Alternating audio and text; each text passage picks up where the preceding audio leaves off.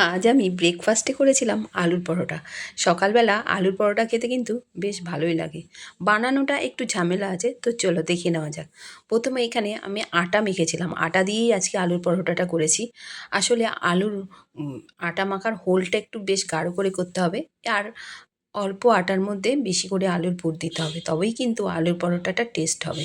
তারপর যাই হোক, আলু সেদ্ধটা তো আগেই মেখে রেখেছিলাম। আলু সেদ্ধ দিয়ে একটু চিজ দিয়ে ভালো করে গোল করে নিতে হবে। এমনভাবে গোল করতে হবে যাতে আলু একটুও বেরিয়ে না যায়। আগেই যদি আলু বেরিয়ে যায় বেলতে ভীষণ অসুবিধা হবে, আর পুরটাও বেরিয়ে যাবে। যাই হোক, আমি এইভাবে সমস্ত গোল্লাগুলো রেডি করে নিয়েছিলাম, যতগুলো করব আর কি। ওই 4টে মতো করেছিলাম।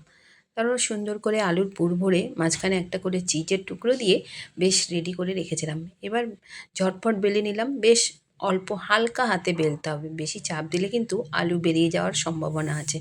তারপর তাওয়াতে যথারীতি একটু মাখন আর সাদা তেল দিয়ে আলুর পরোটাগুলো এপিঠ ওপিঠ করে ভেজে নিলাম। একটার উপর একটা চাপিয়ে দিলাম একদম কম তেলে, মানে আগে রুটির মতো সেঁকে নিয়েছিলাম।